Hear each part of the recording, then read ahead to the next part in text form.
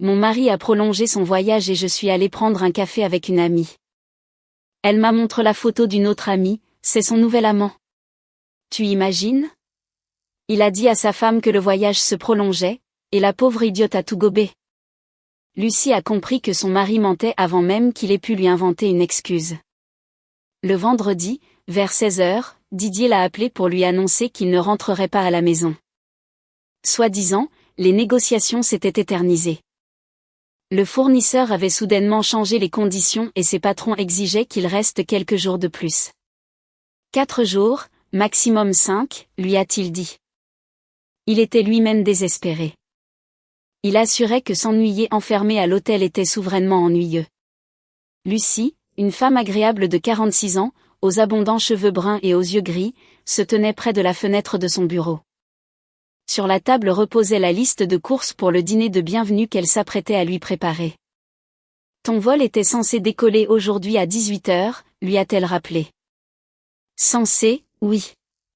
J'ai dû rendre le billet. Tout est sens dessus-dessous ici. En arrière-plan, on a entendu le rire d'une femme. Lucie a froncé les sourcils. Tu es au bureau? Après une brève pause, son mari a répondu, dans le centre d'affaires, il y a plein de monde. Je te rappelle plus tard. Allez, on m'attend. Il a raccroché le premier. Didier, un directeur commercial de 40 ans, grand, de forte carrure et toujours méticuleusement soigné. Il voyageait souvent pour le travail. En 12 ans de mariage, Lucie s'était habituée aux vols de dernière minute et au retard. Le soupçonner à cause d'une voix féminine en arrière-plan lui paraissait absurde. Quelques heures plus tard, Béatrice a appelé. Alors? Tu vas chercher ton voyageur? Je ne le récupère pas. Ils l'ont retenu quelques jours de plus. Alors, allons prendre un verre dans un café. Je suis libre. Et toi aussi, maintenant. Lucie a accepté. Béatrice l'attendait déjà à une table près de la fenêtre. Son amie était petite, blonde, avec des mouvements vifs et très bavarde. Elles étaient amies depuis l'université. Béatrice connaissait bien Didier, elle venait souvent chez le couple, discutait avec lui de cinéma et l'avait une fois aidé à choisir un cadeau pour sa mère. En voyant son visage sur l'écran, elle ne pouvait pas se tromper. Au début, les femmes ont parlé de travail. Puis, Béatrice s'est souvenue d'une connaissance commune. Je vais te montrer où Sylvie passe ses vacances. Elle est partie avec un groupe à Ibiza et a envoyé une montagne de photos. Je n'ai pas encore eu le temps de bien les regarder. Son ami a ouvert la conversation. Sur les images, on voyait des femmes au bord de la piscine, la terrasse d'un restaurant et la mer Méditerranée. Voilà Sylvie, a expliqué Béatrice. Et à côté d'elle, Valérie. Elle a une nouvelle romance. J'ai même peur de demander. Avec un homme marié.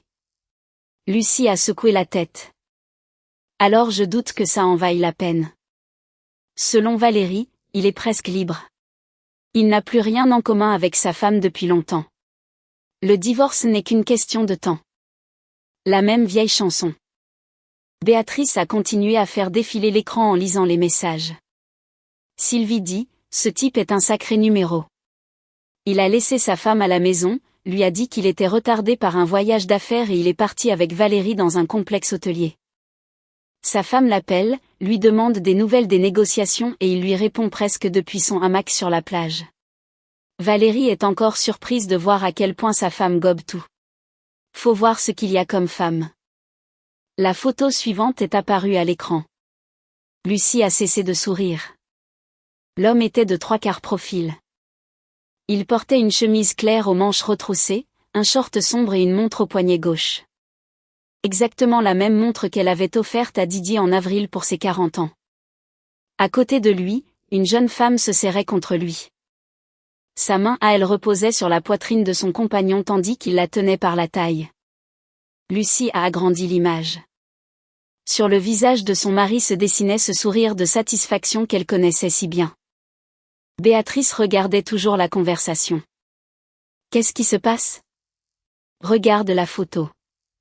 Béatrice a levé les yeux, a regardé l'écran et est restée figée. Mon Dieu!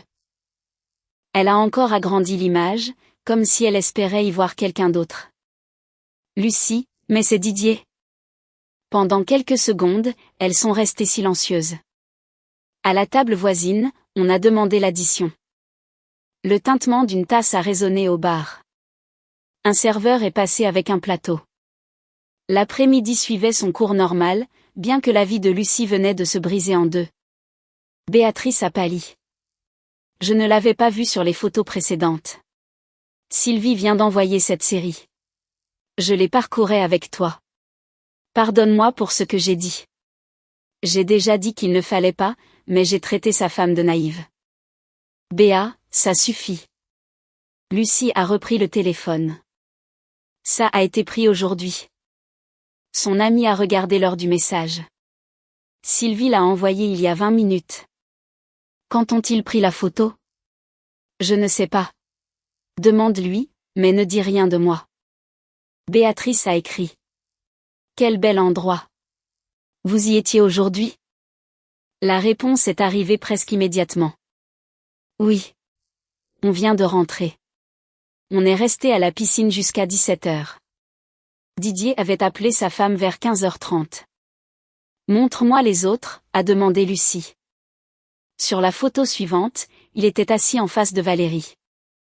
Sur une autre, il la tenait par les épaules. Puis une image à l'entrée de l'hôtel où la femme se blottissait contre lui. Envoie-moi tout. Le téléphone de Lucie a vibré presque aussitôt. Le nom de son mari est apparu à l'écran. Béatrice a murmuré de ne pas répondre. Lucie a accepté l'appel. Dis-moi, Didier. Tu travailles toujours? La voix de son mari semblait des plus naturelles. Non, j'ai rendez-vous avec Béa. Nous sommes dans un café. Il est resté silencieux un instant. Je vois. Passe-lui le bonjour. Je le ferai. Et toi, comment ça va? Une horreur. Je sors tout juste du bureau. J'ai une autre réunion demain à la 1h. Lucie regardait la photo de la piscine. Tu ne te reposes jamais. Pas du tout. Je ne suis pas venue ici pour me reposer. Tu me fais de la peine. Ce n'est pas grave. Dès que j'aurai réglé ça, je reviens. Tu me manques. Un nœud d'amertume lui est monté à la gorge. Pourtant, Lucie s'est forcée à répondre calmement. Toi aussi. Je t'écris plus tard, j'ai du monde à côté. Il a raccroché. Béatrice s'est penchée vers son amie. Je vais appeler Sylvie tout de suite. Je vais découvrir qui est cette Valérie, quand ils sont arrivés et depuis combien de temps ils se voient. Ne l'appelle pas. Pourquoi? Sylvie le dira à Valérie. Elle le dira à Didier. Dans 5 minutes, il saura que j'ai tout vu. Et qu'est-ce que tu vas faire? Lucie a regardé la photo. Ce qui la choquait le plus n'était pas l'intimité de son mari avec une autre femme, mais la facilité avec laquelle il continuait de mentir, sans hésiter, sans chercher ses mots. D'abord, je veux comprendre depuis quand ça dure. Béatrice a ouvert l'historique de la conversation. Sylvie avait parlé de Valérie à quelques reprises. Apparemment, l'homme était apparu il y a quelques mois. Elle a fait défiler les messages et s'est arrêtée. Regarde, il y a un mois, Valérie a enfin trouvé un type bien, sauf que le divorce traîne. Et ici, ça dit quelque chose sur un logement. Lucie a levé les yeux. Lis-le. Après les vacances, il réglera le problème de l'appartement et ils pourront vivre ensemble convenablement. Quel appartement? Ce n'est pas précisé. Lucie a pris son téléphone. Le nom de l'homme n'apparaissait pas dans les messages et il n'y avait aucun nom de famille nulle part. Le matin même, ces lignes n'auraient rien signifié pour elle. Maintenant, un seul mot l'inquiétait plus que les photos. L'appartement. Peut-être qu'il parle d'une de ses propriétés, a suggéré Béatrice avec prudence. Didier n'a pas d'appartement à lui. Avant de nous marier, il avait une part dans la maison de ses parents. Ensuite, ils ont vendu cette propriété. Sa mère a acheté un petit 2 pièces et le reste de l'argent a été dépensé il y a longtemps. Pendant ces 12 ans, Didier a vécu dans mon appartement. Alors, Qu'est-ce qu'il pense régler ? A demandé Béatrice. Il n'y a pas eu de réponse. Lucie est rentrée chez elle après 22 heures. Son amie voulait l'accompagner, mais elle a refusé. Elle avait besoin d'être seule et de vérifier des choses qui, le matin même, lui auraient paru absurdes. Dans l'entrée, il y avait les chaussures de Didier. Sur la console, les doubles des clés de sa voiture. Sa veste était accrochée à côté du manteau de Lucie. La maison avait son aspect habituel. Elle a allumé l'ordinateur portable et ouvert l'application de la banque. Il y a 1 an et demi, le couple avait décidé d'économiser pour acheter une maison plus grande. Didier avait commencé à parler de déménager en banlieue. Lucie gardait une partie des fonds, mais elle avait transféré de grosses sommes à son mari à plusieurs reprises. Il lui avait expliqué que sa banque offrait un dépôt bien plus rentable. À l'époque, tout semblait raisonnable. Lucie a commencé à noter les opérations. 2500 cents, 3000, 1800 cents, 4200 €.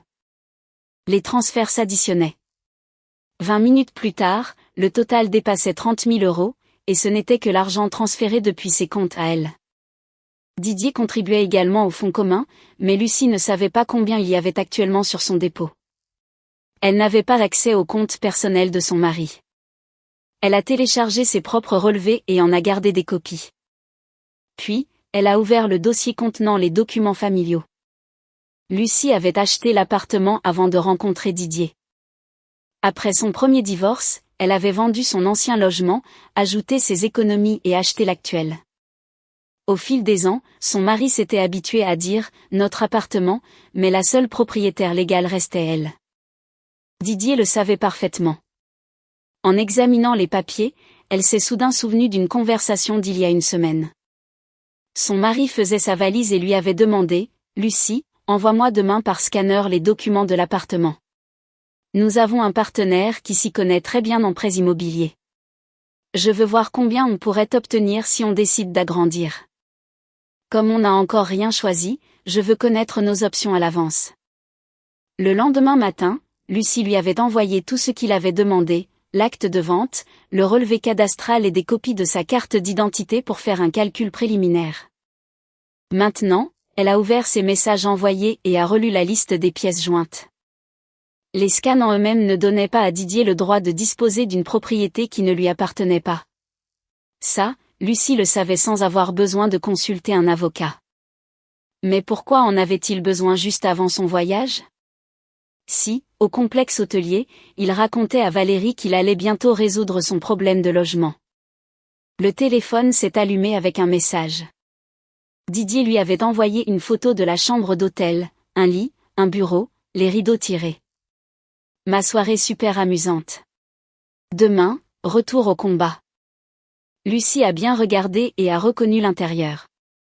Le premier jour de son prétendu voyage d'affaires, son mari lui avait déjà envoyé une photo de cette même chambre, mais prise sous un autre angle. Elle a répondu, « Repose-toi ». Il a écrit, « Tu es fatigué ?» Presque instantanément est apparu, « Je t'embrasse ». Lucie a fermé la conversation. À 23h30, elle a appelé Inès, une de ses cousines qui travaillait dans l'immobilier depuis plus de 15 ans. « Lucie, que s'est-il passé ?» a demandé Inès, ensommeillée. « J'ai besoin de te voir demain. » « Bien sûr, y a-t-il un problème avec l'appartement ?»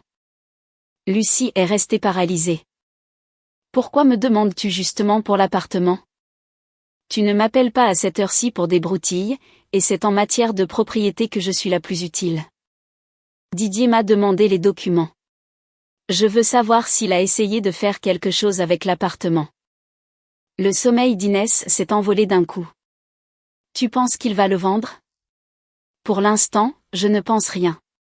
Vérifie, s'il te plaît. Demain, à la première heure, je regarderai dans les bases de données professionnelles et sur les portails immobiliers classiques. Mais sans ta signature, il ne peut rien vendre. Je sais. Alors, qu'est-ce qui s'est passé ?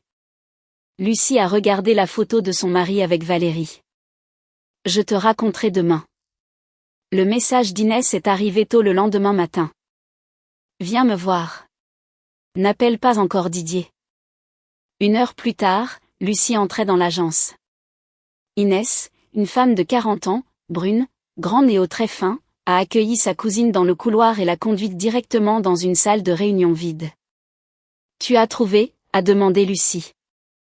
Au lieu de répondre, l'agente immobilière a tourné son ordinateur portable. Sur l'écran est apparue une photo de l'immeuble de Lucie, puis la cour intérieure, ensuite la cuisine. Elle a immédiatement reconnu les images. Le printemps dernier, elle les avait elle-même envoyées à un architecte d'intérieur lorsqu'elle envisageait de refaire la décoration. Au-dessus des photos, il y avait une description. Logement en préparation pour la vente. Mise sur le marché dans les prochains jours. Vente rapide. Le prix était nettement inférieur à celui qu'Inès lui avait estimé des mois auparavant. Où est-ce que c'est publié? Dans une base de données interne pour les professionnels. Seuls les agents voient ces offres. Ce n'est pas encore sur les portails publics. Qui l'a publié? Inès a pointé silencieusement la ligne de contact. Lucie a lu. Didier. Ici, c'est spécifié, il dit que la propriétaire est son épouse, qu'on a déjà son consentement verbal pour la vente et que les documents seront prêts au retour de la propriétaire de son voyage. Personne n'a obtenu mon consentement. Je m'en doute. Inès a ouvert un onglet supplémentaire avec les données du bien. Regarde la date. L'offre est apparue 2 jours avant que Didier ne parte en voyage d'affaires. Lucie s'est redressée lentement. Hier, elle craignait d'avoir découvert une infidélité. Maintenant, elle avait devant elle quelque chose de bien plus dangereux qu'une trahison conjugale. Avant même son voyage secret à Ibiza, Didier avait commencé à chercher un acheteur pour l'appartement de sa femme, convaincu, pour une raison quelconque, qu'à son retour, elle signerait tout ce dont il aurait besoin. Lucie est sortie de l'agence et est restée assise dans sa voiture quelques minutes, laissant son portable sur le siège passager. Ce qu'elle désirait le plus à ce moment-là était d'appeler Didier et de lui demander pourquoi il avait mis en vente une maison qui n'était pas la sienne, à qui il avait promis de la vendre et pourquoi il avait cherché un acheteur pendant que sa femme le croyait en réunion de travail. Mais elle n'a pas appelé son mari, mais Hugo. L'avocat, un homme de 42 ans, mince et aux cheveux noirs très courts, connaissait Lucie depuis plus de 10 ans. Hugo, j'ai besoin d'une consultation aujourd'hui même. Qu'est-ce qui se passe? Didier cherche un acheteur pour mon appartement sans mon consentement. C'est un bien propre. Acheté avant le mariage, n'est-ce pas? Oui. Je suis la seule propriétaire. Alors, viens me voir et ne signe rien pour l'instant. 1h30 plus tard, Hugo avait sur sa table les impressions de la base de données immobilières, le relevé de propriété et les photos sauvegardées du voyage à Ibiza. Didier ne peut pas vendre ton appartement tout seul. Tu ne lui as signé aucune procuration notariée. Non.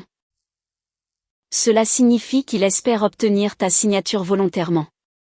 Il est clairement indiqué ici que la propriétaire formalisera les papiers après son retour. Mais je n'ai rien accepté. Apparemment, il veut te coincer avec un marché conclu. Acheteur trouvé, prix fixé. Il ne lui restera plus qu'à te convaincre qu'il est trop tard pour reculer. Lucie s'est souvenue comment son mari avait passé le dernier mois à parler du moment idéal pour acheter un nouveau logement. C'est pour ça que le prix est en dessous du marché. Il a sûrement besoin d'un acheteur rapide. Lucie lui a montré les relevés bancaires. Rien que de ses comptes, plus de 30 000 € étaient partis vers les comptes de Didier. Le téléphone a vibré. Didier a écrit « Comment vas-tu ? J'ai été en réunion toute la matinée. Je respire à peine. » Un autre message est arrivé aussitôt. « J'ai des nouvelles concernant le logement. Je te raconte à mon retour. » Lucie a montré l'écran à Hugo. Il prépare déjà le terrain. Dans ce cas, ne lui fais pas savoir que tu es au courant de tout. Elle a répondu, d'accord, je t'attends. En route pour la banque, Lucie a commencé à se remémorer les conversations sur l'argent de ces dernières années. Auparavant, elles semblaient être de simples détails de la vie de couple, mais maintenant, elles formaient un tableau très désagréable. Didier gagnait bien sa vie. Cependant, il se plaignait souvent de la pension alimentaire qu'il devait verser à son fils de son premier mariage. Paul avait 17 ans et vivait avec sa mère, Marthe, la première femme de Didier. Lucie aimait bien le garçon et ne l'a jamais considéré comme un problème étranger. En revanche, le père parlait des paiements avec une irritation croissante au fil des ans.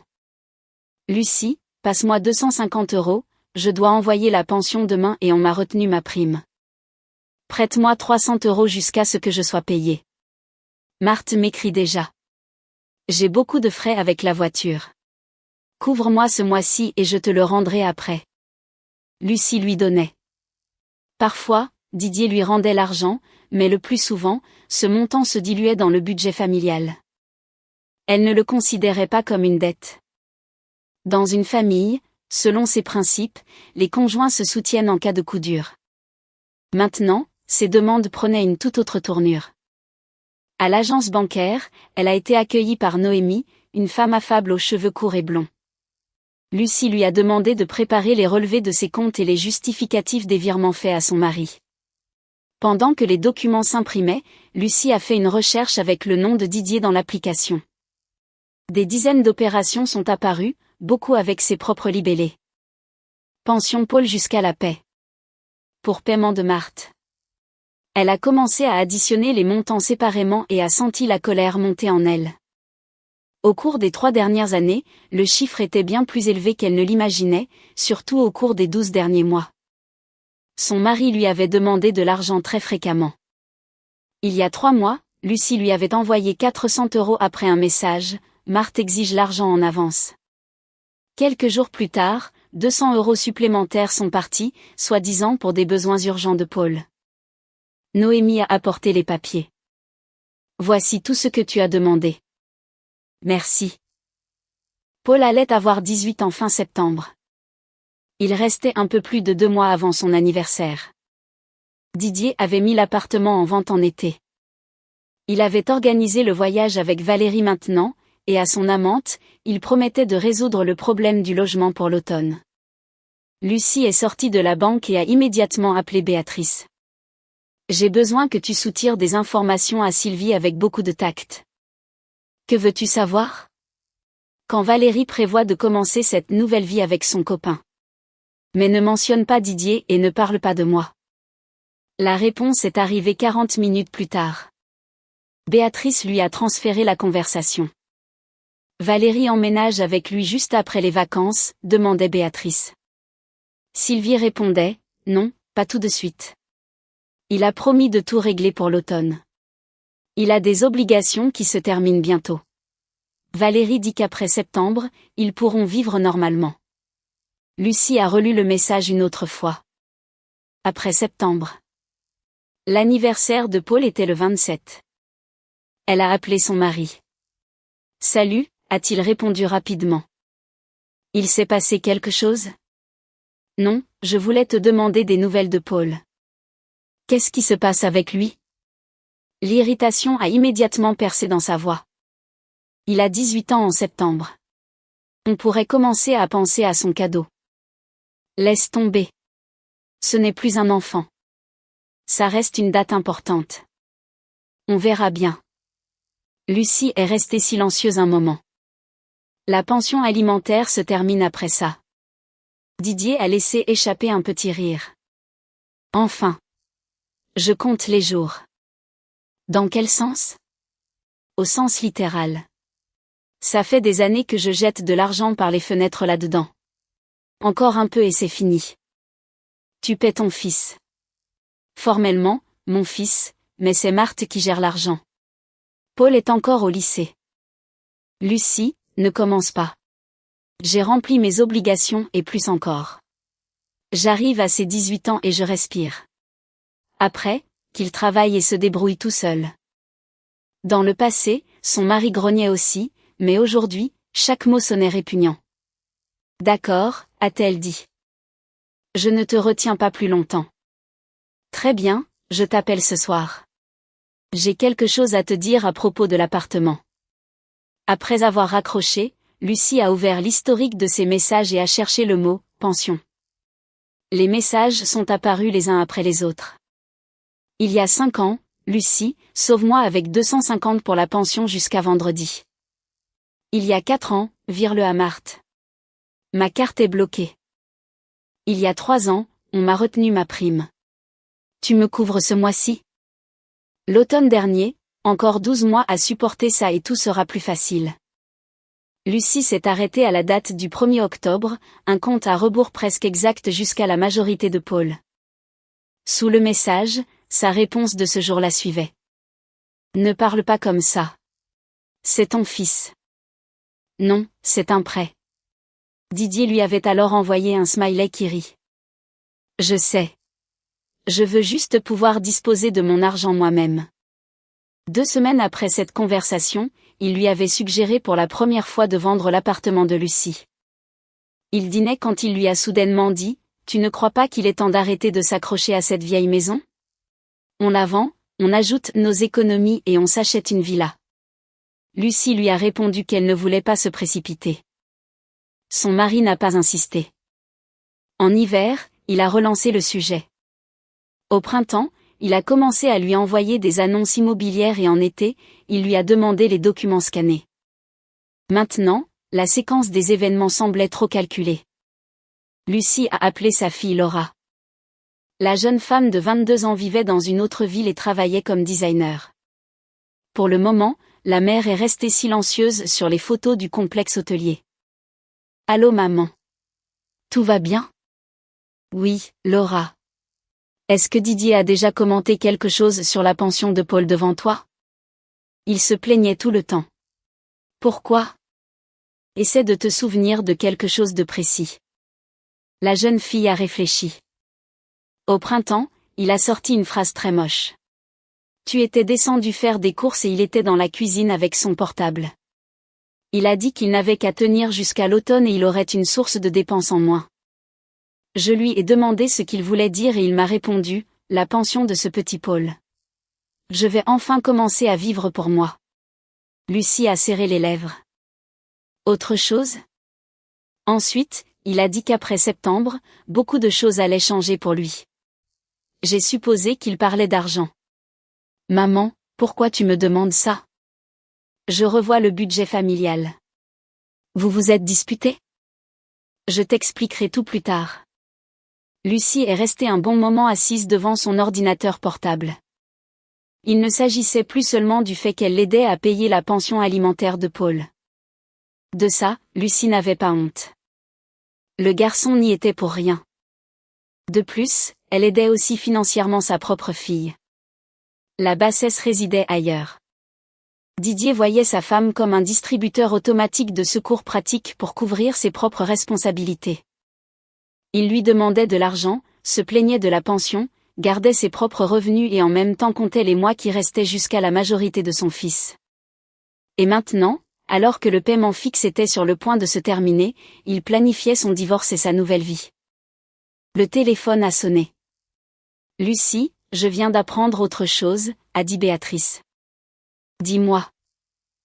Sylvie a vendu la mèche. Valérie est convaincue que son homme divorcera en automne. C'est lui-même qui lui a donné cette date. Après septembre. Oui. Et il lui a expliqué pourquoi ça ne l'arrangeait pas de le faire avant. Lucie a senti un frisson dans le dos. Qu'est-ce qu'il lui a dit exactement? Je te le transfère tout de suite. Sur l'écran est apparue une capture d'écran des messages. Sylvie écrivait, il a un paiement familial obligatoire qu'il traîne jusqu'à l'automne. Il dit que s'il la quitte maintenant, il devrait assumer les dépenses habituelles et celles de sa nouvelle vie en même temps, mais après septembre, il se libérera d'un bon pactole. Alors sa femme ne lui soutirera plus un sou. Lucie a relu la dernière phrase. Béa, c'est littéral?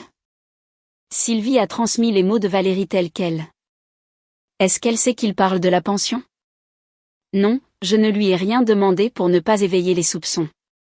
Lucie a lentement posé le téléphone sur la table. Maintenant, ce qu'elle ne comprenait pas auparavant s'emboîtait. Didier n'attendait pas seulement le moment opportun pour partir, il calculait le budget qu'il aurait après le divorce. Tant qu'il fallait payer pour Paul, sa femme était utile. Elle, sans poser de questions superflues, lui passait 200, 300, 400 euros, parfois 700 euros. Elle considérait que les problèmes de son mari les concernaient tous les deux et ne lui demandait jamais de lui rendre l'argent. À l'approche de l'automne, cette aide ne serait plus nécessaire. Alors, il pourrait prendre les économies communes, pousser Lucie à vendre son appartement et partir avec Valérie, se débarrassant en même temps de deux fardeaux, le financier avec son fils et l'absolu avec l'épouse qu'il ne voulait plus. Lucie a cherché l'historique des messages d'octobre dernier et a trouvé un autre texte qui, à l'époque, était passé inaperçu. Après la phrase sur les 12 mois, Didier avait écrit « Et à partir de là, on pourra tout restructurer convenablement. L'important est de ne pas faire de changements brusques avant l'automne. » À ce moment-là, elle pensait que son mari parlait du travail. Maintenant, la signification était tout autre. Lucie a envoyé les captures d'écran à Hugo et lui a résumé sa conversation avec Béatrice. L'avocat l'a appelé aussitôt. Ne transforme pas les commérages de tiers en un fait avéré, l'a-t-il averti. Pour le tribunal, ce qui compte, ce sont les documents, les opérations et ce qui peut être prouvé. Mais bien sûr, pour toi, le tableau s'éclaircit. En ce moment, je ne veux même pas penser aux tribunaux. Qu'est-ce qui te fait le plus de mal alors ? Ça fait des années que je lui donne de l'argent pour la pension, et pas par pitié pour lui. Je croyais que nous étions une famille. Son fils n'a jamais représenté pour moi une dépense étrangère. Et lui, apparemment, me voyait comme un outil utile tant que je comblais les trous dans ses comptes. Go a répondu après une pause. C'est précisément pour ça qu'il est fondamental que tu ne lui offres pas aussi ton appartement en signant quoi que ce soit. Le lendemain, Didier a appelé très tôt. Lucie, j'ai une super nouvelle. Laquelle ? Un vrai acheteur s'est manifesté pour l'appartement. Ils sont prêts à conclure l'affaire tout de suite. Tu avais déjà cherché quelqu'un ? J'ai juste mentionné à une connaissance qu'on envisageait de vendre. Avions-nous décidé de vendre ? On en a parlé 100 fois. On veut s'acheter notre propre maison. On en avait parlé comme une possibilité. Didier a expiré avec irritation. Quelle importance ? On a un acheteur. Quand je rentrerai, je te montrerai les papiers. C'est très simple. On signe, on prend l'argent et on s'achète une autre maison. Laquelle ? Il y a des options ? Tu me les montreras ? Bien sûr. Sa voix s'est immédiatement adoucie. Je savais que tu ne ferais pas d'histoire pour une bêtise. Lucie a regardé les relevés bancaires où figuraient, l'un après l'autre, ses virements pour la pension alimentaire. 12 ans de confiance avaient convaincu Didier qu'il suffisait de qualifier une décision de familiale, de présenter les papiers à sa femme et de lui indiquer où signer. Il n'envisageait pas un instant qu'elle se mette à poser des questions. Après l'appel, Lucie a écrit à Inès, « Renseigne-toi, s'il te plaît, s'il y a un acheteur concret. » Et qu'est-ce que Didier lui a promis ? La réponse est arrivée à midi. Il y a un acheteur. L'agent l'a confirmé. On lui a dit que la propriétaire était d'accord. Didier a promis qu'à ton retour, tu signerais le compromis de vente dans un délai de 2 jours. Une minute plus tard, un autre message est arrivé. Et il y a un détail très bizarre. Il a demandé de préparer l'opération de manière à ce que l'argent de la vente soit directement transféré à l'achat d'un autre bien immobilier. Lucie a tapé rapidement. Quel bien immobilier ? Inès a mis du temps à répondre. Finalement, l'écran a clignoté. On vient de me donner l'adresse. J'ai vérifié qui est le propriétaire. C'est la même villa que Didier est allé visiter en mai avec une jeune femme. Lucie a appelé Inès dès qu'elle est sortie du travail. Tu es sûre que c'est la même villa ? Absolument sûre. L'agent du vendeur me l'a confirmé. Didier y était en mai avec une fille d'environ 30 ans. Ils ont passé un bon moment à analyser la cuisine, la chambre et le terrain. Ils se sont présentés comme mari et femme. Non, il a dit qu'il cherchait une maison pour lui. Lucie a fermé les yeux. En mai, elle passait des examens médicaux pour un problème de santé et avait pris près de 10 kg à cause du traitement. Son mari justifiait alors ses retards constants par de nouveaux projets. Il rentrait tard, dînait seul et, de plus en plus souvent, allait se coucher avant elle. Maintenant, ces nuits prenaient une signification très différente. « Passe l'adresse à Hugo » a-t-elle demandé. « Et ne m'écris plus rien sur cette maison. Tu pourras tenir pour l'instant? Même, oui. En hiver, Didier assurait qu'il ne voulait pas vivre en banlieue, mais au printemps, il visitait déjà des maisons de campagne avec une autre femme. Lucie a composé le numéro de Béatrice. Demande à Sylvie si Valérie lui a raconté quelque chose sur la maison qu'ils sont allés voir. Et j'ai besoin de savoir depuis combien de temps ils sont ensemble. La réponse est arrivée au bout d'une heure. Sylvie dit que Valérie l'a rencontré l'automne dernier. En janvier, ils sortaient déjà ensemble et au printemps, ils sont allés voir la villa. Il lui a promis que pour octobre, il aurait tout réglé. Presque un an. Didier construisait une deuxième vie depuis des mois. Pendant qu'à la maison il demandait de l'argent pour la pension, il planifiait l'avenir et acceptait les soins de sa femme. Le soir, c'est lui qui a appelé. Tu es très bizarre ces derniers jours. Tout va bien?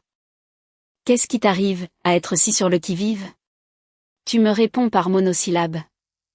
Je suis fatiguée. Moi aussi. C'est un asile de fous ici.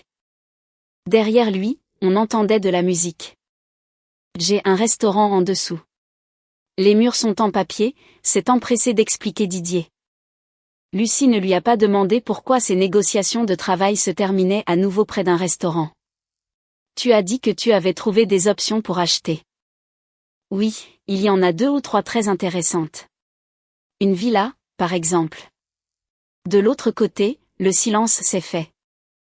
D'où vient cet intérêt soudain? C'est toi qui as proposé de chercher en banlieue au printemps.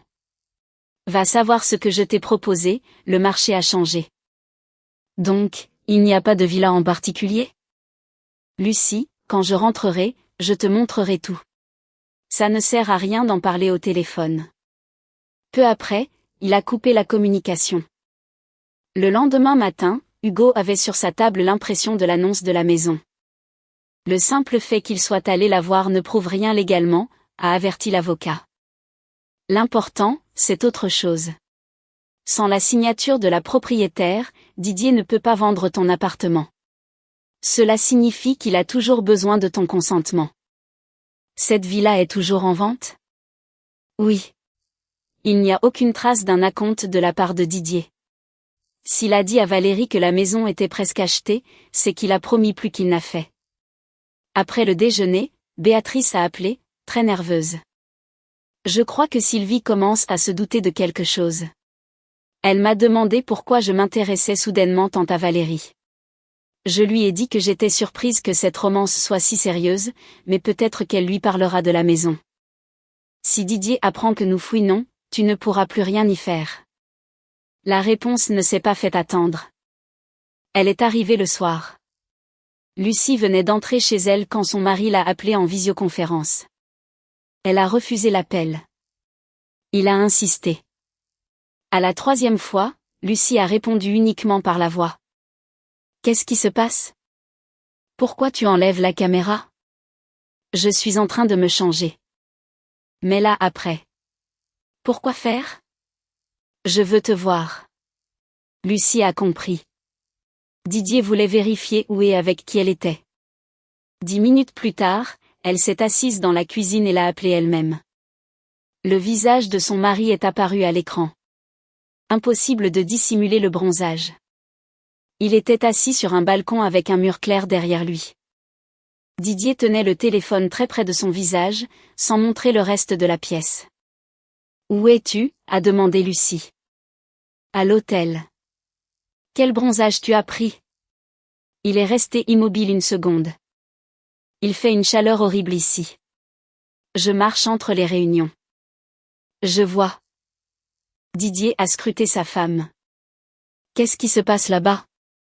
Rien. Ne me mens pas. C'est drôle que tu dises ça. Qu'est-ce que tu veux dire? Que j'en ai marre de ta pression avec l'appartement. Non. La tension sur son visage s'est un peu relâchée. On recommence. Je te trouve une opportunité géniale et tu t'accroches à de vieux murs. À tes murs. Ça fait 12 ans qu'on est mariés. Tu pourrais dire un autre de temps en temps? Pour les choses du quotidien, oui. Quand il s'agit de propriété, les documents disent autre chose. Didier s'est passé la main sur le menton, agacé. Inès t'a monté la tête.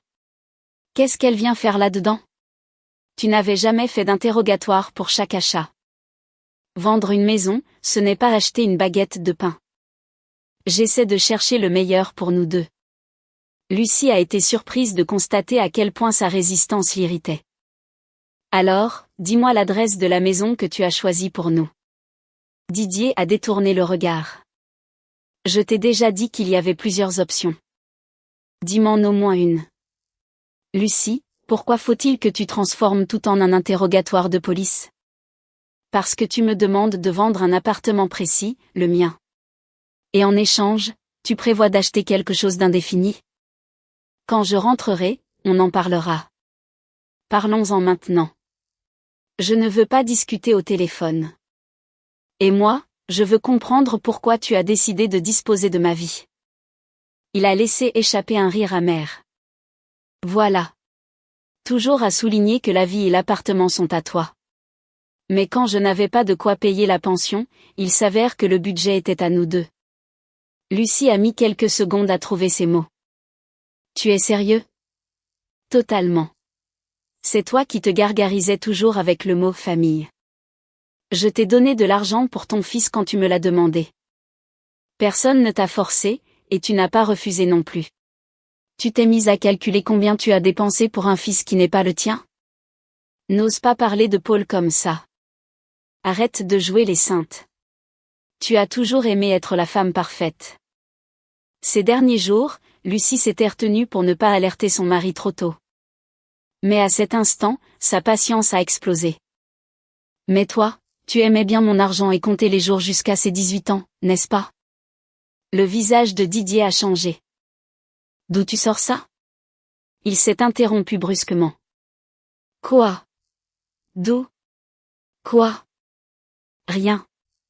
Je t'ai dit moi-même que les paiements se termineraient bientôt et qu'après septembre, beaucoup de choses changeraient.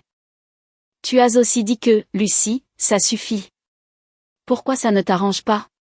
Tu n'as pas idée à quel point j'en ai marre de tout ça. De la pension, de tout. Il a haussé la voix, s'est levé et a commencé à marcher sur le balcon. La caméra a vacillé. Dans la porte vitrée, on a vu le reflet fugace d'un sac à main de femme posé sur une chaise. Didier a remarqué où elle regardait et a changé l'angle rapidement. Qu'est-ce que tu as là? Rien. Continue. De quoi tu en as marre exactement? Didier est resté silencieux quelques secondes. Lucie a remarqué comment son visage changeait. L'irritation n'avait pas disparu, mais au-dessus d'elle pointait maintenant une attitude prudente. De tes soupçons infondés, a-t-il dit enfin. C'est de ça que j'en ai marre. De quels soupçons? De ces questions. Pourquoi j'arrive en retard? Quelle maison j'ai trouvée? Pourquoi j'ai contacté un agent? J'essaie de régler une affaire de famille normale et tu me parles comme si tu m'avais surpris en train de commettre un délit.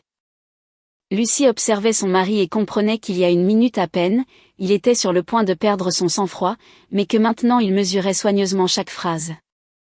Tu as dit à l'acheteur que j'étais prête à vendre l'appartement parce que tu étais sûre que j'accepterais. Ce n'est pas la même chose, Lucie. Ça fait des mois qu'on parle de s'acheter une villa. Parler et prendre des décisions sont deux choses différentes. Didier a souri froidement. C'est pour ça que tout est si compliqué avec toi. Chaque pas doit être validé 10 fois. Surtout si pour faire ce pas, il faut vendre ma maison. Encore ma. Et à qui d'autre? Il a détourné le regard. Légalement, à toi, je ne le conteste pas. Alors pourquoi en disposes-tu sans moi? Je ne dispose de rien. J'ai trouvé un acheteur potentiel. C'est tout. Lucie a remarqué que son mari détournait intentionnellement la conversation pour l'éloigner du sujet dangereux. Il avait besoin qu'elle se calme. Cela confirmait que l'obtention de sa signature était bien plus importante que de gagner la discussion. Et si finalement je ne veux pas le vendre? Didier a répondu trop vite. Si tu ne veux pas, on ne le vend pas. Et ça te va? Bien sûr. Elle s'est à peine retenue de lui demander pour la villa qu'il était allé visiter au printemps avec Valérie. Si elle mentionnait l'adresse maintenant, Didier se rendrait compte jusqu'où elle était allée dans ses recherches. Lucie s'est forcée à reculer. D'accord. Attendons que tu reviennes. La tension sur son visage s'est détendue. Tu vois. Ça, c'est une conversation normale. Quand je rentrerai, je te montrerai les chiffres. Tu verras par toi-même que c'est une offre excellente. Je les regarderai. Et ne fais pas attention à Inès. Les agents immobiliers prêchent toujours pour leur paroisse, ils défendent leur commission et te racontent des bobards comme quoi l'appartement peut se vendre plus cher. Elle ne m'a rien conseillé. Alors je me suis trompée. Maintenant, Didier souriait trop vite, comme si les 10 minutes précédentes n'avaient pas existé. Lucie, ne nous gâchons pas la vie. Je suis déjà crevée ici. Je reviens, on s'assoit, on en parle tranquillement et on choisit une villa. Voyons si on peut enfin commencer à vivre pour nous. Cette dernière phrase l'a mise en alerte. Pour nous, ou pour qui? Tu répètes beaucoup ça ces derniers temps. Quoi? Commencer à vivre pour nous. Didier a haussé les épaules. Paul est grand maintenant. Laura est indépendante aussi. Ça fait des années qu'on aide tout le monde. C'est mal de penser à nous? Hier, ces mots lui auraient semblé sensés. Aujourd'hui, Lucie entendait autre chose. Paul avait encore 2 mois avant ses 18 ans. Passé septembre, son mari ne comptait plus cette dépense fixe, et la femme avec qui il était en vacances s'attendait à ce qu'il résolve un problème de logement pour l'automne. Tu es content que la pension se termine, n'est-ce pas? A demandé Lucie. Didier s'est mis sur la défensive à nouveau. N'importe qui serait content d'avoir moins de charges fixes. C'est ton fils. Je sais qui est Paul. Alors pourquoi tu appelles son entretien des charges? Parce que l'argent est une charge, Lucie. Il s'est raclé la gorge. Ne cherche pas la petite bête. Mais quand tu me le demandais, tu disais qu'on était une famille. Que je le disais moi-même tout le temps. Exactement. Il l'a regardé fixement. Qu'est-ce que tu veux entendre? Rien, je me souvenais juste de la fréquence à laquelle je te virais de l'argent. Le visage de Didier s'est assombri. Tu as décidé de me présenter la facture? Non. Alors ça m'étonne qu'un homme avec un bon salaire ait été incapable si souvent de payer la pension de son fils par lui-même. Il est resté silencieux un instant. Parce que les gens ont d'autres dépenses. La voiture, les crédits, les assurances, les factures de la maison. Parfois, une partie de mon argent était bloquée dans des opérations commerciales de l'entreprise et on me le remboursait ensuite. Et tu le savais parfaitement. L'explication semblait convaincante. Didier savait très bien répondre quand on lui laissait le temps de se préparer. D'accord, a dit Lucie. On fera comme ça. Quoi? Arrêtez de se disputer. Elle a esquissé un très léger sourire. Son mari a semblé considérer que le danger était passé. Montre-moi la chambre, a demandé Lucie soudainement. Pourquoi faire? Je veux juste voir où tu loges. Didier est resté pétrifié une seconde, puis a tourné le téléphone. Le lit était fait. Sur la table de chevet, il y avait une bouteille d'eau. Sur le fauteuil, il n'y avait rien. Le sac à main de femme, dont Lucie avait vu le reflet quelques minutes plus tôt, s'était volatilisé. Contente, a-t-il demandé, satisfait. Tu es très méfiante aujourd'hui. Serait-ce parce que mon mari cherche un acheteur pour mon appartement dans mon dos? On y retourne. C'est toi qui me l'as demandé. Didier a approché le téléphone de son visage. Je t'aime et c'est pour ça que j'essaie d'améliorer notre vie. Essayons au moins de ne pas transformer ça en guerre. Lucie le regardait et sentait la fausseté presque physiquement. Quelques minutes plus tôt, il s'énervait de ses questions, ça l'irritait de parler de la pension et il exigeait qu'elle arrête de se mêler de ses affaires. Et maintenant, il parlait d'amour, de manière trop opportune. Très bien, Didier. Super. On en reparlera quand tu reviendras. Il s'est détendu de manière évidente. C'est comme ça que je t'aime. Quand est-ce que tu arrives? Dans 2 jours, comme je te l'ai dit. J'ai déjà mon billet.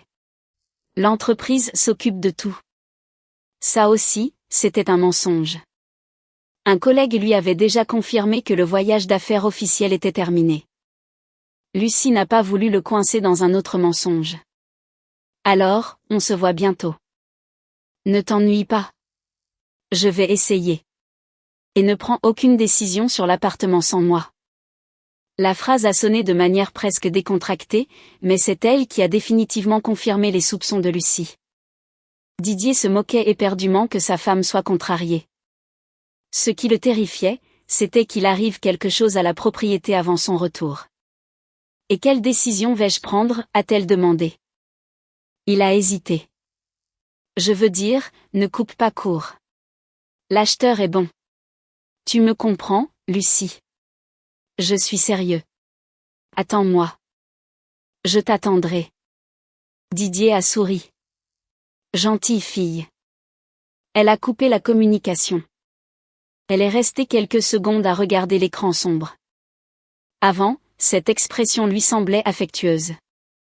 Maintenant, elle ressemblait à la félicitation que l'on adresse à quelqu'un pour avoir fait exactement ce qu'on attendait de lui. Lucie s'est levée et s'est approchée de la fenêtre. Elle avait envie de pleurer, mais un sentiment plus fort s'emparait d'elle.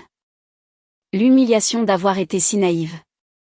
Didier croyait encore qu'il pouvait la ramener à sa docilité habituelle avec quelques phrases bien mesurées. Il suffisait d'élever la voix, puis de l'adoucir, de lui dire « je t'aime », de lui rappeler leurs 12 ans de mariage, et sa femme le croirait à nouveau. Et certainement, par le passé, cela avait fonctionné. Elle s'est souvenue du printemps précédent. Après le traitement hormonal, Lucie avait pris près de 10 kg. Le médecin l'avait prévenu que son poids pouvait fluctuer et que son corps aurait besoin de temps. Lucie a très mal vécu le changement. Un soir, alors qu'elle se changeait devant le miroir, Didier est entré dans la chambre.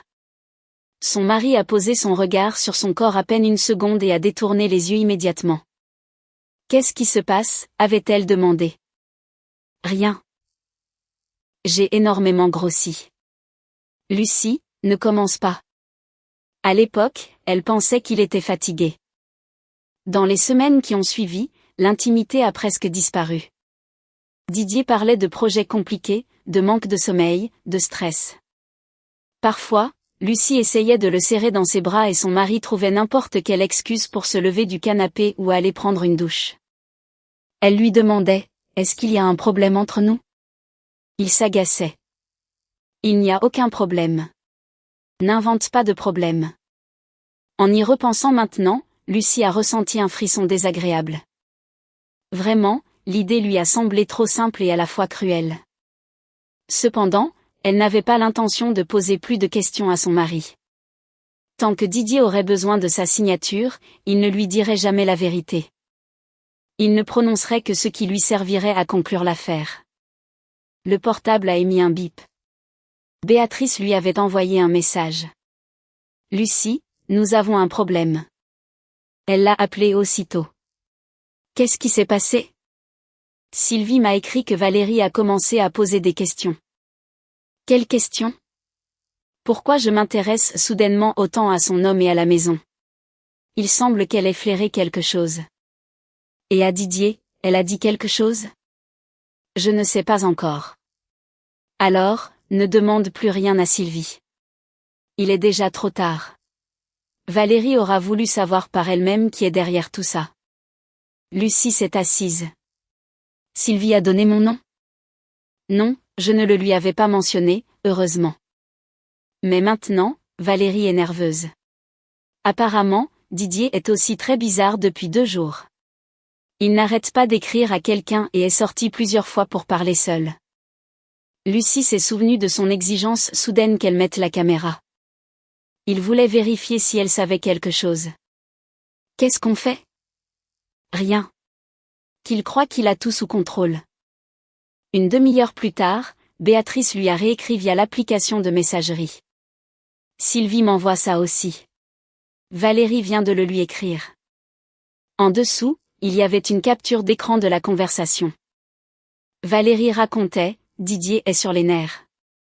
Il dit que des problèmes avec l'appartement ont surgi à la maison, mais il me jure que c'est juste que sa femme a eu peur que la vente soit si rapide. Il dit que dès qu'il rentrera, il réglera ça. Lucie a lu la phrase plusieurs fois. C'est ainsi que son mari expliquait à son amante ce qui se passait. Sa femme avait eu peur. Elle n'avait pas découvert ses mensonges, elle n'avait pas appris qu'ils avaient cherché un acheteur dans son dos. Elle était simplement devenue nerveuse avant de signer. Et il arriverait et arrangerait tout. Béatrice l'a appelé. Lucie, tout ça ne me dit rien qui vaille. Et si on disait la vérité à Sylvie? Non. Pourquoi? Parce qu'alors Valérie l'appellerait immédiatement. Il paralyserait la vente, commencerait à cacher l'argent et inventerait une nouvelle version. Mais de toute façon, tu ne comptes rien signer. Mais il ne le sait pas. De l'autre côté, le silence s'est fait. Tu veux attendre qu'il revienne? Oui. Et faire comme si tu ne savais rien de Valérie pour l'instant? Oui. Lucie, tu es sûre? Béa. J'ai besoin de savoir ce qu'il a exactement l'intention de faire et où l'argent de mon appartement était censé aller. Après la discussion, elle a appelé Hugo. L'avocat a écouté attentivement et a soutenu sa prudence. Ne le provoque pas pour qu'il montre son jeu. Tant que Didier reste convaincu qu'il peut arracher ton consentement, il poursuivra son plan initial. Il sera ainsi plus facile de voir quel papier il t'apporte et ce qu'il te propose. Je ne signerai rien. Même pas les brouillons. Et ne lui remets aucun document original. Compris. Un dernier conseil. Dépose une demande au service de la publicité foncière indiquant qu'il est impossible d'enregistrer un changement de propriétaire sans ta présence physique. C'est une mesure de protection normale pour le propriétaire. Je le ferai demain même. Et Lucie, n'essaie pas de le prendre au piège émotionnellement. Si quelqu'un a manigancé quelque chose et a encore besoin de ta signature, il ne va pas s'asseoir maintenant pour t'expliquer sincèrement ses motivations. Elle a esquissé un sourire amer. Je m'en suis déjà rendu compte. En terminant, Lucie a ouvert les photos du voyage. Didier semblait heureux sur toutes. À côté de Valérie, il n'y avait aucune trace de la fatigue ni de l'irritation avec lesquelles il accueillait sa femme à la maison depuis des années. Sur l'une des images, l'amante apparaissait en bikini. Son mari la tenait par la taille et regardait l'appareil photo. Inévitablement, Lucie s'est comparée à elle. Valérie était plus mince et avait presque 16 ans de moins. Cette pensée lui a causé une profonde douleur. Puis elle a fermé la photo. Elle n'avait pas l'intention d'utiliser la jeunesse d'autrui comme excuse pour pardonner une trahison. Quels que soient les sentiments de Didier, il avait eu l'option honnête de dire la vérité à sa femme et de partir. Au lieu de cela, il vivait dans sa maison, utilisait leur argent commun, lui demandait de l'aide pour la pension et préparait la vente de son appartement en secret. Le téléphone a de nouveau sonné. Cette fois, c'était Inès. J'ai des nouvelles sur l'acheteur. Dis-moi. L'agent a contacté Didier aujourd'hui. Il lui a confirmé qu'il revenait dans 2 jours et qu'il amènerait immédiatement la propriétaire pour signer le compromis de vente. Quelle assurance il a? Énormément. Il a dit qu'elle était simplement prudente, mais que la décision était déjà prise. Lucie a fermé les yeux. Quoi d'autre? L'acheteur est prêt à déposer l'acompte dès que tu auras signé. Où l'argent doit-il aller? Ce n'est pas encore clair. Didier a dit à l'agent que la vente était conditionnée à un achat ultérieur, mais ils n'ont pas encore les coordonnées bancaires de l'autre propriété. Peut-être la villa? C'est possible. Tu peux te renseigner? Je vais essayer légalement par l'intermédiaire de son agent, sans fouiller dans les données bancaires d'autrui ou quoi que ce soit du genre. Merci. En fin de soirée, Didier lui a envoyé un message. Pardonne-moi de m'être emporté. Je ne veux pas me disputer. Tu es la personne la plus importante pour moi. Lucie est restée à regarder ces mots pendant un long moment. Si elle n'avait pas vu les photos, il est probable qu'elle se serait adoucie. Le message suivant l'a ramenée brutalement à la réalité. Ah, et cherche-moi, s'il te plaît, l'original du relevé de propriété de l'appartement. On en aura besoin quand j'arriverai. Elle a répondu aussitôt. Une minute plus tard, Didier a ajouté, ne t'inquiète pas, on ne fera rien sans toi. Lucie a souri avec ironie. Il faisait exactement ça depuis plusieurs semaines. Elle a écrit, d'accord. Je vais le chercher. La réponse est arrivée instantanément. Merci. Je t'aime. Cette nuit-là, Lucie a à peine dormi. Le matin, un message de Béatrice est arrivé. Valérie veut te parler directement. Lucie s'est assise sur le lit. Elle sait qui je suis? Pour l'instant, elle sait seulement qu'il y a une femme qui, pour une raison quelconque, est très au courant de l'affaire de la maison. Sylvie n'a pas vendu la mèche, mais Valérie a eu une dispute monumentale avec Didier hier et maintenant elle se méfie de ces histoires. Lucie a tapé. Pourquoi se sont-ils disputés? La réponse a mis un peu de temps. Il a refusé de lui montrer les papiers de la future maison. Valérie a exigé qu'il lui explique où était passé l'argent qu'elle lui avait donné au printemps. Lucie a cessé d'écrire. Quelques secondes plus tard, Béatrice a envoyé une autre phrase. Lucie, on parle d'une très grosse somme et Valérie est convaincue que Didier l'a déjà versé comme acompte pour la villa. Tout prenait sens. La vente de l'appartement n'était qu'une pièce de plus du puzzle. Mais où Didier avait-il réellement l'intention de destiner l'argent des deux femmes? Pour le moment, ni l'épouse ni l'amante ne le savaient. Valérie a appelé Lucie à 10 heures du matin. Sur l'écran est apparue la même jeune femme des photos d'Ibiza, déconcertée et sans maquillage. C'est vous, Lucie? Oui. Alors, dites-moi la vérité. Didier est vraiment votre mari? Lucie lui a montré le livret de famille, puis une photo d'eux deux ensemble à la maison. Valérie a pâli. Il m'avait dit que vous ne partagiez qu'un toit pour les apparences, que le divorce était décidé depuis longtemps. Hier encore, il m'a écrit qu'il m'aimait. Après une pause, Valérie a demandé, et la villa? Laquelle exactement? Elle a mentionné l'adresse, la même que celle qu'Inès lui avait fournie. Au printemps, Didier m'y a emmené 2 fois, a poursuivi Valérie. Il m'a dit qu'il l'achèterait après avoir vendu son appartement. Il m'a assuré que cette maison, en pratique, était la sienne. Seulement qu'elle avait été mise à son nom il y a longtemps pour une formalité. Cet appartement, je l'ai acheté avant notre mariage. Valérie s'est couvert le visage de ses mains.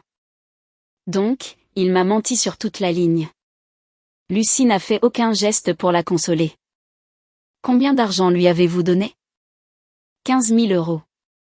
J'ai vendu ma voiture et j'ai mis mes économies. Il m'a dit qu'il avait besoin de payer un acompte de réservation pour la villa de toute urgence. Avez-vous un reçu? Je ne lui ai pas transféré sur son compte. Dans les messages, il est écrit à quoi ça servait. Lucie lui a demandé de conserver la conversation et le justificatif de la banque. Valérie a soudainement levé les yeux. Il m'a aussi parlé de votre argent. De quoi exactement? Que les économies familiales, c'est lui qui les avait, et que lorsque son appartement serait vendu, tout serait réuni. Ensuite, il transférerait soi-disant l'argent pour la maison. Il parlait d'un apport initial de 80 000 euros au total. Lucie a senti son estomac se nouer. Elle seule lui avait transféré plus de 30 000 euros à son mari. Et pourquoi n'a-t-il pas acheté la villa à ce moment-là? Il m'a dit qu'il n'avait pas assez d'argent tant qu'il n'aurait pas vendu son appartement, et il répétait qu'en automne, il se débarrasserait d'un paiement obligatoire et que tout serait plus facile.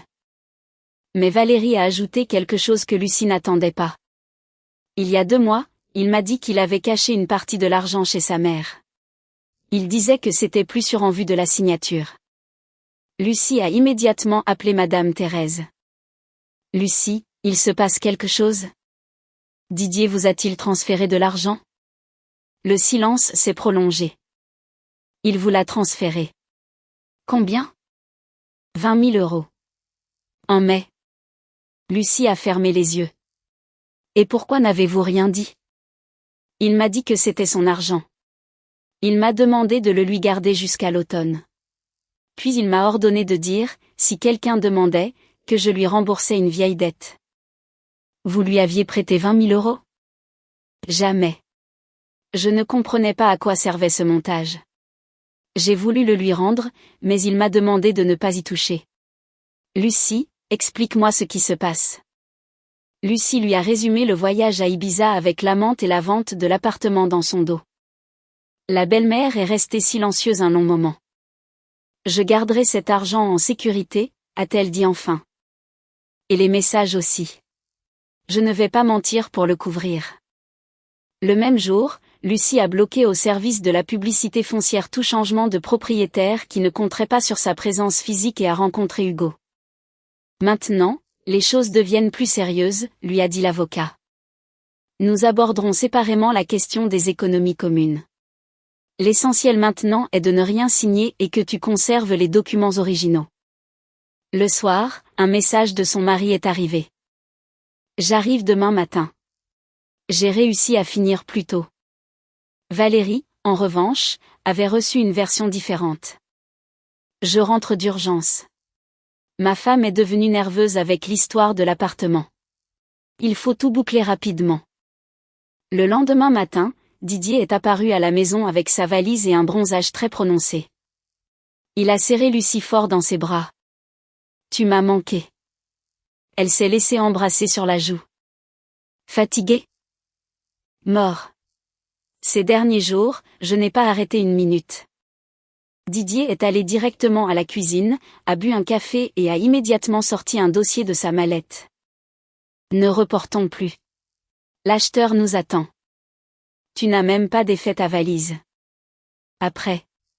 Ici, les délais sont serrés. Sur la table, il a posé les papiers de la transaction. Et l'achat de la villa, a-t-elle demandé. Ils sont encore en train de le traiter.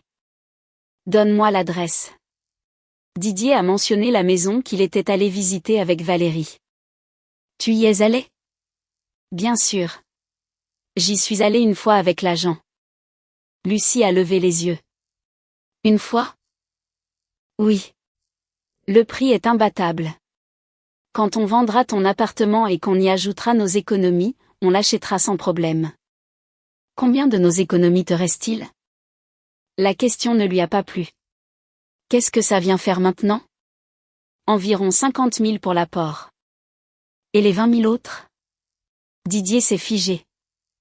Quels 20 000? Ceux que tu as envoyés à ta mère. Le silence s'est fait dans la cuisine. Ma mère t'a appelé? Réponds. J'ai mis l'argent à son nom temporairement. Pourquoi as-tu inventé cette histoire de vieille dette? Il se rendait compte maintenant que sa femme en savait trop. Cependant, il a encore essayé de maintenir son ton habituel. Lucie, ce Hugo te monte la tête avec des bêtises. Cet argent n'a disparu nulle part. Et les 15 000 de Valérie n'ont pas disparu non plus. Didier est devenu blanc. Qui te l'a dit? Lucie a ouvert la photo du complexe méditerranéen et a posé le téléphone à côté des documents. Commençons par là. Il est resté silencieux. Puis il a refermé le dossier d'un coup sec. C'est Béa, n'est-ce pas? Quelle importance? Ça en a énormément. Qui s'est mêlé de ma vie privée? Tu es marié avec moi. Que tu partes en voyage avec ton amante m'affecte directement. Didier s'est dirigé vers la fenêtre. Donc, tu m'as engagé un détective. La photo m'est arrivée par hasard, et à partir de là, tu t'es mise à fouiller dans mes comptes, à appeler ma mère, Valérie, les agents immobiliers, je me suis limitée à vérifier mon propre argent et ma propre maison. Il s'est retourné brusquement. Tu as tout gâché. C'était la première fois que Lucie entendait la rage de quelqu'un dont le plan machiavélique était en train de s'effondrer. J'ai gâché quoi exactement? Didier a réalisé son erreur et a tenté de freiner. La vente. Une affaire superbe. Une maison pour nous. Oui. Alors pourquoi Valérie t'a-t-elle donné 15 000 € pour cette même villa? Pas de réponse. Et pourquoi lui as-tu promis que vous alliez y vivre ensemble? Elle a tout exagéré. Lucie a composé le numéro de Valérie et a mis le haut-parleur. Didier est là, à côté de moi. Répète-moi pourquoi tu lui as transféré l'argent. Valérie a répondu sans même saluer. Tu m'as dit qu'on allait acheter une villa pour aller vivre ensemble. J'ai gardé les messages. Didier a arraché le téléphone des mains de Lucie et a raccroché. La comédie est terminée. Rends-moi mon téléphone. Il l'a jeté sur une chaise. D'accord. Tu veux la vérité? Notre mariage est mort depuis longtemps. Maintenant, Didier ne se cachait plus. Depuis combien de temps? Environ 3 ans. Et pourquoi n'es-tu pas parti? Didier a laissé échapper un rire chargé de rancœur. Pour aller où? Dans un appartement en location tout en continuant à payer la pension du gamin? C'est facile pour toi de parler, vivant dans ta maison et gagnant plus que moi. Mais mon argent pour ton fils, ça te semblait facile. C'est toi-même qui me le donnais parce que tu disais qu'on était une famille. Moi, je ne le sentais plus comme ça. Lucie a pâli. Didier a fait un geste. Puisque tu as commencé, écoute. Ça fait 3 ans que je te supporte à peine à mes côtés. Après la maladie, tu as grossi et tu n'essayais même pas de maigrir. Tu t'es regardé dans le miroir? Je me suis regardé. Eh bien, moi, ça me dégoûtait de te voir sans vêtements. Lucie s'est remémoré le couloir de l'hôpital, les analyses et les mois de traitement. Didier savait très bien pourquoi elle avait pris du poids. À l'époque, il lui jurait que l'important était la santé, il lui apportait les médicaments et se fâchait si elle oubliait de les prendre. Maintenant, il s'avérait que derrière ses paroles attentionnées, il cachait de la répugnance depuis des années. Mais le plus douloureux était d'admettre que, même en ressentant du dégoût, son mari continuait de se glisser dans son lit, acceptait son argent et construisait froidement un avenir avec une autre femme en attendant la date fixée pour abandonner un mariage qui lui était rentable. Lucie est restée silencieuse. C'est pour ça que tu attendais qu'il ait 18 ans. Didier ne s'est même plus donné la peine de dissimuler. Bien sûr que j'attendais. Pourquoi serais-je partie avant, si j'aurais dû payer le loyer, la pension et ma nouvelle vie, tout d'un coup? En automne, une dépense disparaissait. On aurait vendu ton appartement, réuni l'argent, et ensuite chacun aurait pris sa part. Ma maison, tu la considérais aussi comme tienne? J'ai vécu ici 12 ans. Je l'ai bien mérité. Ça ne fait pas de toi le propriétaire. Il a donné un coup de poing sur la table. La voilà. C'est ta véritable nature. Tout est à toi. Lucie a pris les documents avec une froideur absolue. Pas de marché. Didier est resté pétrifié. Quoi? Je ne vais pas vendre l'appartement. Tu as toujours été insupportable. Tu me donnes la nausée. C'est ton problème. Il a attrapé sa valise et est sorti en claquant la porte. Lucie a remarqué le dossier que Didier avait laissé sur la table. Derrière les calculs de l'agent immobilier, on voyait l'ébauche du contrat de vente de la villa. Elle a commencé à lire et s'est arrêtée à la section « Acheteur ». Il n'y figurait qu'un seul nom, Didier. Son nom à elle n'apparaissait pas parmi les acquéreurs. Elle a pris des photos des pages et les a envoyées à Hugo. Le lendemain matin, Lucie s'est présentée au cabinet de l'avocat avec un dossier rempli de relevés bancaires, de copies des virements à Didier et des messages imprimés. « Je veux le divorce », a-t-elle dit. Et fini les discussions de réconciliation. Hugo a acquiescé. Alors, agissons avec sang-froid. L'appartement, l'ayant acheté avant de te marier, reste à toi. Quant aux économies communes, il faudra les détailler séparément. Qu'est-ce qui a été gagné pendant le mariage? Où cela a-t-il été transféré? Et quelles sommes sont conservées? Nous aurons besoin de documents, pas de suppositions. J'ai tous les virements émis depuis mes comptes. Parfait. Nous ferons aussi un inventaire des biens de la communauté. La voiture de Didier, les appareils électroménagers, les dépôts s'ils sont prouvés, et nous spécifierons l'argent qu'il a passé à sa mère. Lucie a soupiré. Madame Thérèse est prête à confirmer le virement. Alors, sans précipitation, mais sans pause. Qu'elle conserve les documents de la banque et les conversations. Pour la première fois depuis plusieurs jours, Lucie est sortie du cabinet sans avoir l'impression qu'un piège était sur le point de se refermer sur elle. Maintenant, elle savait ce qu'elle devait faire. Didier a donné des signes de vie le soir. Il a écrit, il faut qu'on parle seul. Lucie a répondu, uniquement du divorce et du partage des biens, par l'intermédiaire des avocats. Une minute plus tard, son téléphone a sonné. Tu es devenue complètement folle, a lâché son mari en guise de salutation. Tu vas effacer 12 ans d'un coup? C'est toi-même qui m'as dit que ça faisait 3 ans que tu ne m'aimais plus. Tu ne me dégoûtais pas, j'étais juste, et pour mon apparence physique, tu l'as dit aussi par colère? Didier est resté silencieux. Tu vois, a poursuivi Lucie. En tant que couple, nous n'avons plus rien à nous dire. Alors, sois-en sûr, je ne partirai pas les mains vides. La moitié de tout ce que nous avons est à moi. Ce qui fait partie de la communauté sera partagé selon la loi. Et mon appartement est un bien propre, antérieur au mariage. Il l'a insulté et lui a raccroché au nez. 2 jours plus tard, Lucie a déposé la demande de divorce. Hugo a commencé à préparer simultanément les réclamations pour le partage des biens. Le plus délicat a été de parler des économies. La documentation a révélé qu'une partie substantielle de l'argent avait effectivement circulé sur les comptes de Didier. Cependant, les virements de Lucie étaient documentés. Les dates coïncidaient avec la période du mariage et les 20 000 € envoyés à Madame Thérèse étaient toujours intacts. La belle-mère est venue voir Lucie en personne. Je rendrai l'argent là où le juge ou les avocats me le diront, a-t-elle assuré. Je ne garderai pas un centime. Je ne vous blâme pas. Thérèse a baissé les yeux. Eh bien, moi, je me blâme. J'aurais dû lui demander pourquoi diable un homme fait et droit avait besoin d'inventer une fausse dette. Vous avez cru votre fils, et j'ai cru mon mari. On dirait qu'il profitait de ça. Lucie n'a rien ajouté. Avant de partir, Thérèse s'est arrêtée à la porte. Des horreurs qu'il a dites sur ta maladie, de ça, j'ai particulièrement honte. À moi, il racontait une toute autre histoire. Il disait qu'il était très inquiet pour toi. Donc, il savait dire à chacun ce qui lui convenait le mieux. Une semaine plus tard, Valérie l'a appelé.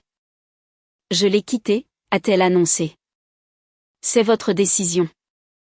Au début, il me jurait qu'il était enfin un homme libre et qu'on pourrait enfin être ensemble. Mais quand je lui ai demandé pour mes 15 000 €, il m'a balancé que l'argent avait été dépensé pour préparer les formalités de la maison. Avez-vous conservé les conversations? Oui. Je me suis déjà trouvé un avocat. Lucie lui a souhaité bonne chance et a mis fin à la conversation. Elle ne ressentait aucune euphorie ni l'envie de rester en contact avec elle. Valérie savait parfaitement qu'elle sortait avec un homme marié, peu importe ce que Didier lui mentait sur la situation à la maison. Simplement, maintenant, chacune devait assumer ses décisions. Didier lui-même n'a pas tardé à se rendre compte que sa nouvelle vie de célibataire ne lui revenait pas aussi bon marché qu'il l'avait calculé. Il a dû aller vivre en location. Valérie exigeait qu'il lui rende son argent. Lucie, par l'intermédiaire de son avocat, faisait pression pour un partage transparent des économies. Sa mère refusait de le couvrir avec l'histoire de la fausse dette. Mais le coup le plus dur est venu de Paul. Le père a appelé le garçon pour tenter de savoir ce que sa mère lui avait raconté sur le divorce. Marthe n'avait rien caché à son fils de 17 ans, mais n'avait pas non plus essayé de le monter contre Didier. Paul s'est présenté un soir à l'appartement en location de son père. L'adolescent, grand et élancé, est resté planté dans le couloir un long moment, sans même enlever son manteau. C'est vrai que tu comptais les jours jusqu'à mes 18 ans pour arrêter de payer la pension? Didier a froncé les sourcils.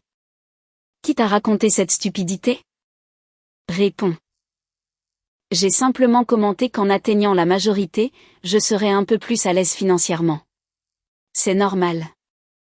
Lucie te donnait l'argent de ma pension parfois. Nous avions un compte commun. Paul a observé son père en silence. Et en plus, tu te plaignais que ça te coûtait très cher. Ne déforme pas les choses. Je ne déforme rien. Le garçon a ouvert la porte pour partir. Paul, attends. Le fils s'est retourné. Plus besoin de compter les jours. Il est bientôt 18 h le jour de mon anniversaire. D'où vient cette crise de gamin? Ce n'est pas une crise. C'est que maintenant, je sais ce que tu pensais de moi. À partir de ce moment, Paul a cessé de répondre aux appels de son père. Didier a essayé de rejeter la faute sur Lucie, mais elle n'a même pas pris la peine d'entrer dans son jeu. Le divorce a été officialisé en automne. Le partage des biens a pris un peu plus de temps. L'appartement que Lucie avait acheté avant de se marier n'est pas entré dans l'inventaire. Quant à l'argent commun, les parties sont parvenues à un accord lorsque Didier a compris que dissimuler les virements n'avait aucun sens et que prolonger le procès ne ferait qu'augmenter les frais. Les 20 000 € que Madame Thérèse gardait ont été déduits de la liquidation. Le reste des économies prouvables a été divisé en fonction de leur origine et du régime légal.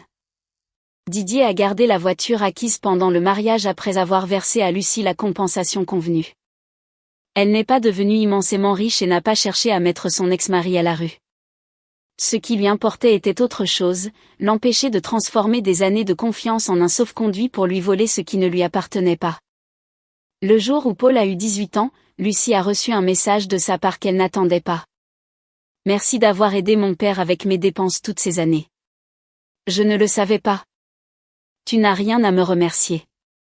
Tu faisais partie de notre famille. Je n'ai jamais pensé que t'aider était un fardeau. » Paul l'a appelé au téléphone. Il voulait lui demander autre chose. « C'est vrai que vous lui donniez l'argent à cause de moi ? » ?»« Pas à cause de toi. Quand Didier n'avait pas assez. Il me le demandait, je le lui virais, et il allait dire que ta mère le ruinait. » Lucie a soupiré. « Je ne veux pas dire du mal de tes parents dans leur dos. »« Je comprends, » a ajouté Paul.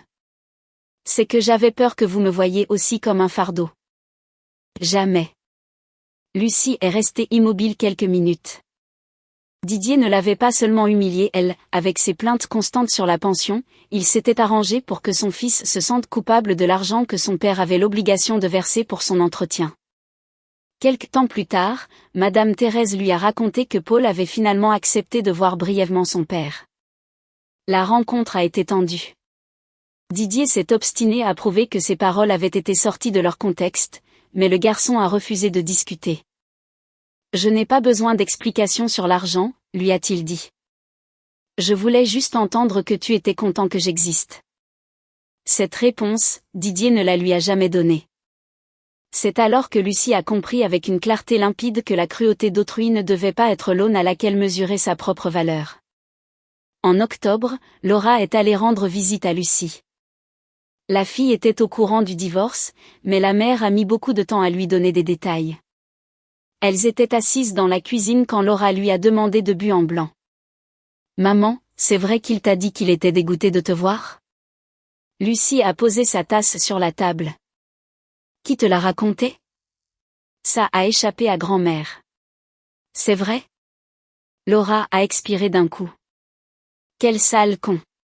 Ne dis pas ça. » Pourquoi ? Parce que je ne veux pas que ces mots continuent de salir cette maison plus longtemps que lui. Sa fille l'a regardé fixement. Tu es bien consciente que cette maladie ne fait pas de toi une femme de moindre valeur, n'est-ce pas ? Lucie lui a souri. Maintenant, j'en suis beaucoup plus consciente qu'avant.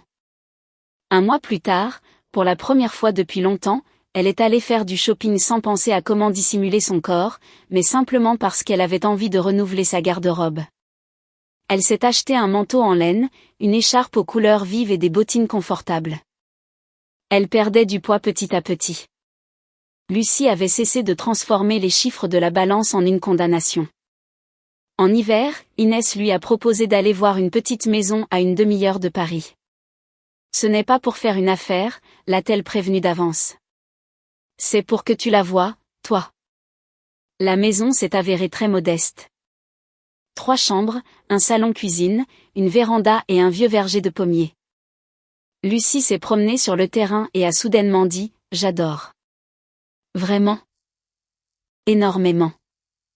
Elle l'a acheté, mais seulement après que Hugo l'ait inspecté de fond en comble. L'appartement en ville, elle l'a vendu. Au printemps, Laura est venue lui donner un coup de main avec le jardin. Béatrice s'est présentée avec des boutures à planter et 2 énormes sacs de nourriture. Pendant le dîner sur la terrasse, son amie est soudainement devenue très silencieuse. Je me souviens encore de cet après-midi au café. De quel moment? De quand je te montrais les photos en critiquant l'ingénu de sa femme qui gobait tout. J'ai encore honte. Lucie a éclaté de rire. Laisse tomber. Si j'avais bien regardé la photo dès le début, je ne te l'aurais jamais montrée. Et ça aurait été bien pire. Béatrice a été surprise. Pourquoi? Lucie a regardé sa fille, qui discutait avec Inès près du pommier, puis a tourné son regard vers les fenêtres de sa nouvelle maison. Parce que j'aurais continué à attendre qu'un homme revienne d'un voyage d'affaires qui n'a jamais existé. Son portable reposait sur la table. Il y avait longtemps que Didier avait cessé de lui écrire. Valérie avait obtenu par voie de justice qu'on lui rende le reste de son argent. Madame Thérèse avait peu à peu renoué la relation avec son petit-fils, mais ne parlait presque plus à son fils. Didier ne s'était pas retrouvé seul du jour au lendemain. Il avait dynamité ses relations petit à petit, avec chaque mensonge, chaque calcul égoïste, chaque personne qu'il considérait comme un instrument. Lucie a levé sa tasse. Il fut un temps où je croyais que faire confiance aveuglément était le devoir de toute épouse. Maintenant, je le comprends différemment. La confiance n'a de sens que si on la donne à quelqu'un qui n'en profite pas. Béatrice lui a rendu son sourire. Alors finalement, il s'avère que cette photo a servi à quelque chose. Lucie a contemplé son verger illuminé par la lumière du crépuscule. À beaucoup de choses. Ce qui s'est passé, c'est qu'au début, ça a fait mal de le comprendre. Elle n'attendait plus d'excuses, ni de vengeance, ni que quiconque reconnaisse qu'elle avait raison. Didier avait prévu de quitter sa femme juste au moment où elle cesserait de lui être rentable.